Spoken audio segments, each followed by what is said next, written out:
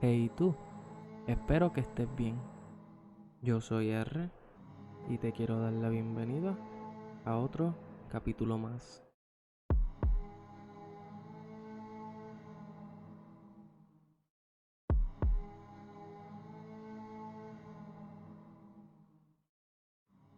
Hoy vamos a estar hablando sobre el asesinato de la familia Coleman. La historia comienza así. Chris Coleman nace en 1977, criado desde muy pequeño en la iglesia, ya que ambos padres eran pastores. Tan pronto cumplió 18 años de edad, se enlistó en los Marines, trabajando allí con una unidad canina o K9 por sus siglas en inglés.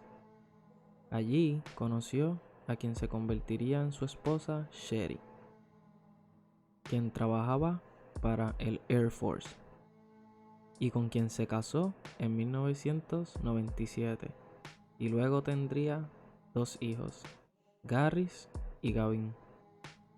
Luego de la milicia, Chris y Sherry se mudan a Columbia, Illinois, donde Chris obtiene trabajo como guardaespaldas de la evangelista Joyce Meyer, a quien conoció desde pequeño ya que era amiga de la familia.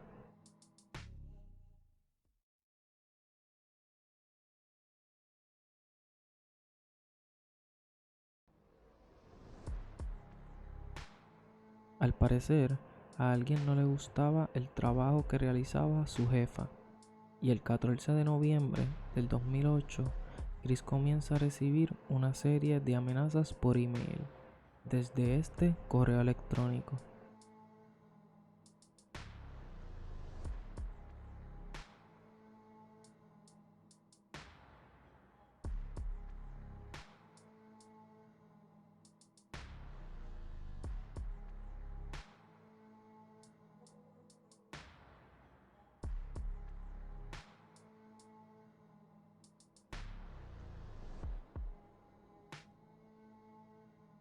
La última amenaza que Chris recibió llegó hasta la puerta de su hogar. La carta terminaba diciendo: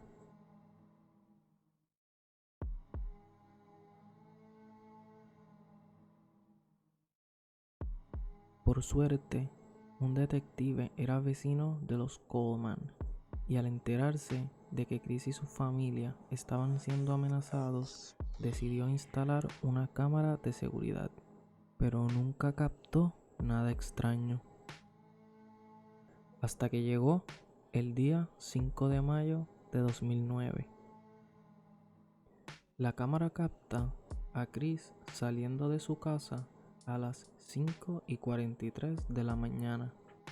Salió a ejercitarse al gimnasio. Al poco rato llamó al vecino, el mismo que había instalado la cámara de seguridad, y le preguntó si era muy amable de echarle un vistazo a su esposa, ya que ésta no respondía su celular. Así que el detective fue hasta su casa, pero se encontró con los 3 cadáveres de la familia, todos muertos en sus camas.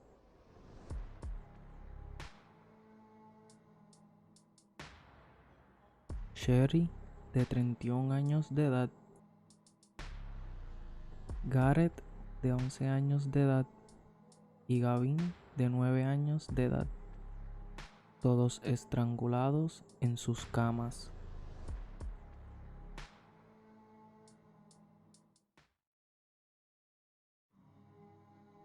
Al Chris regresar a su casa, poco después de que el vecino encontrara los cuerpos, Chris se encuentra con la policía, quienes le indicaron que su esposa e hijo estaban muertos. Pero la reacción de Chris fue un poco extraña. En ningún momento intentó entrar a la casa para ver cómo había muerto su familia. Extraño, ¿no? En las paredes de la casa habían varios mensajes escritos con pintura roja.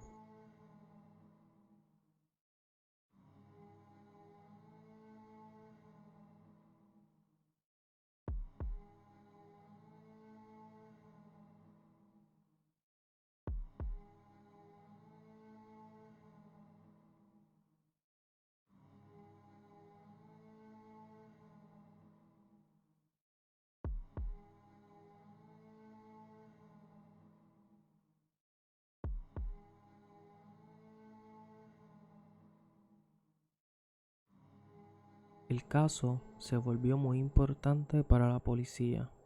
Querían descubrir qué había pasado y no tardaron mucho en descubrir pistas. We want to get to some new information out of the state of Illinois as authorities are hunting for a killer of a mother there and her two young boys.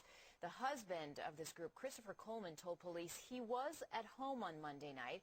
He usually works at night for a ministry, and then he went to the gym early the next morning. And from there, he called police and asked them to check on his family because when he called, nobody had answered at his home. Right now, we're waiting for autopsy results on the mother you see there, Sherry Coleman, and her two boys. They were found, neighbors say they were strangled, found inside their home that morning. Nicholas Pister is a reporter for the St. Louis Post-Dispatch. He is on the phone with us now, and they've been breaking all sorts of details on this story. Nicholas, lay out this timeline for me, if you will, about what Coleman is telling authorities about where he was exactly on this morning. Police have not laid out an exact timeline, but what we do know from high-ranking police sources is that Coleman said that he left the house about 5:30, and that's when he went to a St. Louis County gym. And then he had phoned police sometime before 7 o'clock asking them to check on the well-being of his family. And then the police then arrived, found the bodies. Coleman arrived shortly after police did. And they have been questioning him continually? Have they given any indication if they think potentially he could be involved? They questioned him for quite some time on Monday. He finally left after he had requested an attorney. An indication to you at all whether they have a suspect at this point? They continue to say there are no suspects, but they are following. ¿Recuerdan esta imagen que capta a Chris salir de su casa a las 5:43 de la mañana? Pues los investigadores no tardaron en descubrir que los asesinatos habían ocurrido algunas horas antes de Chris haber abandonado la casa. Sus cuerpos estaban tiesos y rígidos, indicando que llevaban muertos algunas horas. Ya la policía tenía un sospechoso, y ese mismo día lo llamaron para interrogarlo. And you know what, for right now, just go ahead and have a seat there.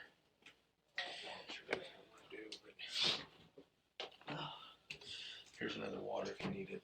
Okay.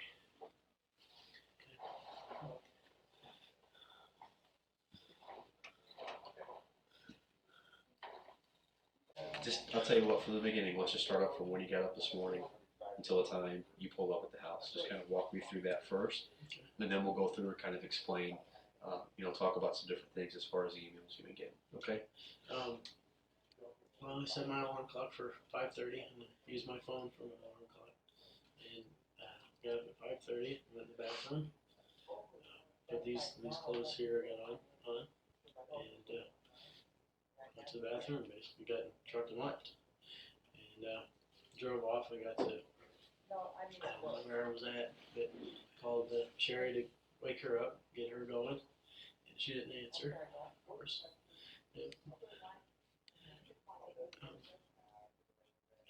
And so I went on to the gym, to Gold's Gym, over by Ronnie's Plaza in South County, and started working out. I text her at some point. I might even called her again. I don't remember. I could probably look at my phone if you want me to. Did you guys have a home phone number too, or just cell phones? We just used cell phones. So I text her, and then she still didn't respond, and probably now it had to have been well after 6 o'clock sometime when I texted her or called her. I'm sure it's still on her phone what time it was. Okay. And she didn't respond, and it's not like her because the kids should have been up and stuff, or getting up and going by then, I believe. And so I called her again. On the way back, or when I was getting ready to leave, and she didn't respond again, and I started getting a little concerned because it's not like her not to answer the phone. Sometimes she won't answer if she's in the shower, but she always calls me back right away. And so she didn't do that at all. And so that's when I called you. You were getting some of those emails sent to your work email address, right? Do you still have those on your computer? I could look. Okay. They might be on the server. Okay. All right. That'd I be doubt helpful. if they're on the computer because it deletes them after so long. Kind of purges them out type of But thing. I would think they do on the server. And how many threats like that? I mean, up until November, have you ever gotten threats like that before? No, people have been upset with me, but I haven't gotten anything. I mean, I've had people yell at me and cuss at me and everything else, but, you know, and escort them off the property and all that stuff. I just been there this morning. Leave. What we're gonna do, you know, Chris, we're gonna get past that. Okay, we're gonna work this out and get through it, all right? But what we need, the best thing you can do for us is help us. Kind of feel like you're doing a great job, man. But the best thing we can do is work together and try to figure all this out, okay? When you left the house this morning, was your wife alive? Oh, yeah. What would you say if I told you that I don't think she was? I don't know what to tell you. I mean, I think she was. I mean, she was. Okay. She was laying right beside me. And I'm not doubting that. I'm not doubting that you were there, and I'm not doubting that you care. But I am doubting that she was alive when you left this morning. Physically, what we have are different ways to tell how long a person's been deceased. That was done. And what do you think that showed? I don't know. I guess the time frame when I was gone. I mean, No, you guys wrong. Chris, we need to get this resolved. Okay? That you can't argue with physical evidence. I'm not trying to argue with it. All right. I don't. What I'm telling you is there is no other explanation. There's no other reason that the information we have would support what you're telling us. That it can't. It can't. You've told us a story and we've gone over it numerous times. Right. You know what? We walk out to Justin, maybe we missed this. Let's go in and talk to him about this and just make sure that we're not missing something. Let's give him every opportunity to tell us exactly what happened and maybe we're missing something. So that's why we go out and we come back in and we go out and we come back in. I did have to use the restroom, that was legitimate, but we go out and we come back in. And we felt very comfortable that we were giving you every opportunity to tell us something that was going to contradict the information that we had. All right, we've got this information, you're saying it, and we're giving you opportunity to give us something contrary to what you told us before, so that, okay, yeah, all right, that would make sense. That hasn't happened. I'm just telling you that what hasn't happened. happened. Listen, man, she wasn't alive when you left. She was alive. She was laying right beside me. Listen to me.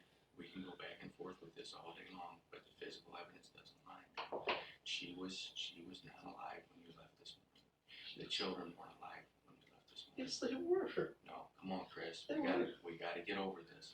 Now there's reasons, and that's the point we're at. I want to hear the reasons. Now is when we need to find out what happened, man. It's so important. You're at a great point to be able to help us to try to figure this out. We already know what happened. We need to know why it happened. I don't All know right, what to tell you. listen, no, you do know what to tell us. No, I don't. Come on, Chris. She was not alive when you left. The children were not alive when you left. You know that's true, and I know that's true. No, it just. We need to clear this up now. We need to clear it up now. Did something happen? What happened? Nothing happened. What was going on in your life, Chris? Because I can't buy what you're saying. The physical evidence does not lie, Chris. It does not. She was not alive when you left, period. The physical evidence does not lie, man. What do you want me to tell you? The I truth, don't. the But I'm truth. telling you the truth. How did we get to this point? That's what I need to know. I need to know how and why we got to the point we're at right now. We both know you're not telling me the truth. We both know that. I've done this a long time. I'm looking into your eyes, and I can tell you you're not being truthful, Chris. We need an answer. And there are answers. As bad as this sounds, as bad as this looks, or you may think it looks, we understand, and I've talked to many people who have given me reasons, and it's like, you know what? Okay, all right, I can understand how somebody might have been feeling that at that time. And maybe they acted on it and they shouldn't have, and they regret it. There's no way to turn clocks back. You can't turn clocks back. You understand that, don't you? Right. You can't turn the clock back. The only thing we can do is go forward from this point, and we need to know what and why it happened. Come on, Chris, help me out with this. I'm telling you, I've already told you. I told everybody. I told the guy in the ambulance. I told you. I told him. The more we go back like this, the more it makes me think that there maybe even isn't a good explanation for it. I mean, we need to know what happened. We can't keep going on this. It didn't, she was alive when I left. We know that's not true, and there's nothing we can do about changing that. If we know she wasn't alive when you left this morning, there's got to be an explanation. Now is the time to tell us. Now is the time to get this out of the open. I don't know what else to tell you. Yes, you do. Yes, No. you do. You have to tell me the truth, Chris. I'm telling you the truth. Were you involved in her death? No. Okay. Was someone you know involved in her death? I don't know. Did you know? Did you talk to anybody about arranging her death? No, absolutely not. Chris lo negó todo y con la ayuda de su abogado lo dejaron en libertad, pero no por mucho, ya que al poco tiempo descubrieron la evidencia que necesitaban. Descubrieron que los emails con las amenazas hacia Chris y su familia habían salido de su propia casa. Además, descubrieron el ADN de Chris debajo de las uñas de Sherry. Y encima de todo esto, se descubrió una compra de pintura en spray roja en la tarjeta de crédito de Chris, unos meses antes de los asesinatos. La policía también investigó la computadora de Chris y descubrieron que tenía un amante. Tara era su nombre y con quien tenía planes para casarse. Resulta ser que era la mejor amiga de Sherry cuando iban a la escuela. En su computadora, Chris tenía muchos videos sexuales con Tara, incluyendo esta nota súper extraña, donde tenía anotada toda la información de Tara, desde su color de ojos hasta sus fantasías sexuales.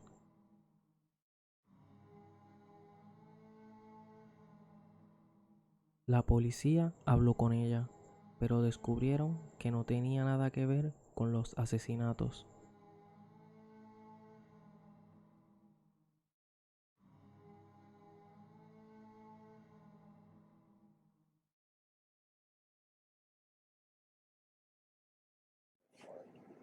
Thank you for coming tonight.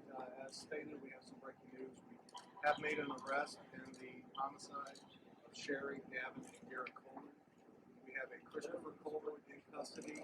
He was charged late this evening with 3 counts of first-degree murder in the deaths of his wife and his 2 small children.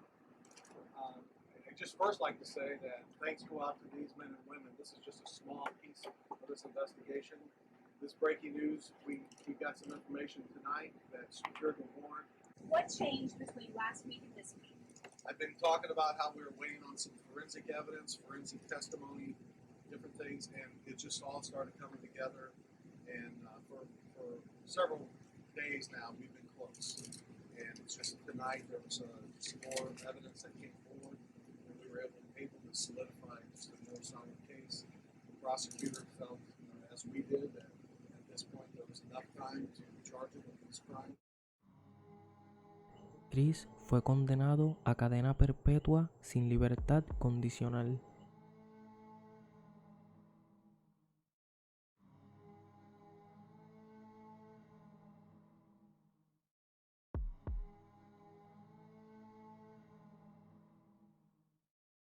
Me gustaría saber qué tú piensas sobre este caso. Deja tu opinión en los comentarios.